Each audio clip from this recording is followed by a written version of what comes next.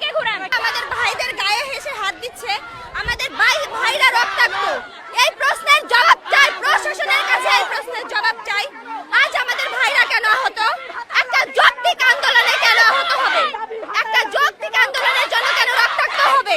এই প্রশ্নের জবাব না পাওয়া পর্যন্ত ইরান কলেজ, বদরুন্নেসা কলেজ ফিরবে না, তারা তাদের ক্যাম্পাসে ফিরবে না। ভাই আর কিছু বলার নাই, আর কিছু বলার নাই। মাফ করে আমরা ওদের দাবির হাতে লাঠি কেন? আমরা মেয়েরা আসছি, আমরা ওদের বোন, আমরা 24 একসাথে আন্দোলন করছি, আমরা ওদের পাশে ছিলাম। ওদের হাতে এখন লাঠি কেন? এটার বিচার চাই। ওদের হাতে এখন কেন লাঠি? আমরা লাঠি ছাড়া আসছি, আমরা খালি হাতে আসছি, সশরীরে আসছি। আমাদের ক্যাম্পাসে আমরা আন্দোলন করতেছি, ওরা আইসা আমাদের ক্যাম্পাস কেন ঘেরাও করছে এবং ওরা লাঠি হাতে নিয়ে কেন আসছে? এটার বিচার চাই। মাঝরাতে তাদের বন্ধুকে লাঠি দেখাচ্ছে, তাদের ভাই ঢাকা কলেজের স্টুডেন্টরা তাদের উপর তারা হামলা করছে। দাবিরাতে কেন লাঠি থাকবে? তারা আমাদের ভাই, তারা আমাদের পাশে থাকার কথা ছিল।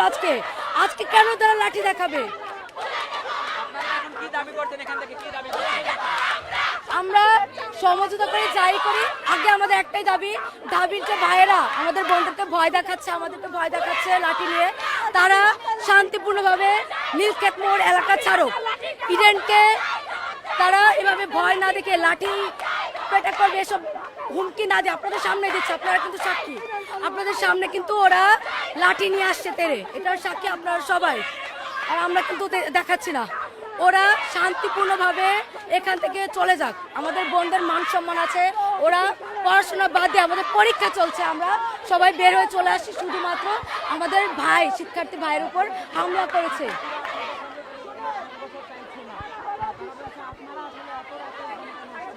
আমরা এই প্রশ্নটা আমার প্রশাসনের কাছে, ঢাবির শিক্ষার্থী ভাইয়াদের কাছে। ওইদিকে লাঠি নিয়ে আসছে, ওরা কি মারামারি করতে আসছে আমাদের সাথে? আমরা কি মারামারি করতে আসছে ওদের সাথে? আমাদের লাঠি নিয়ে কেন আসছে? ওরা আগুন জ্বালাইতেছে। ওরা কি সন্ত্রাসী? ওরা কি সন্ত্রাস? ওরা কি সন্ত্রাস? চামড়া দাবির হাতে লাঠি কেন? দাবির হাতে লাঠি কেন?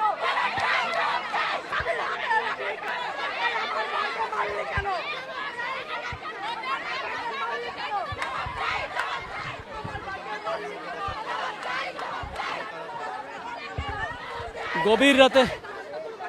গভীর রাতে ইডেন কলেজের শিক্ষার্থীরা কিন্তু নেমে কিন্তু আমরা দেখছি যে ডাবির শিক্ষার্থীদের মুখোমুখি অবস্থান নিয়ে কিন্তু তারা এই মুহূর্তে স্লোগান দিচ্ছে, সেটি কিন্তু আমরা দেখতে পাচ্ছি।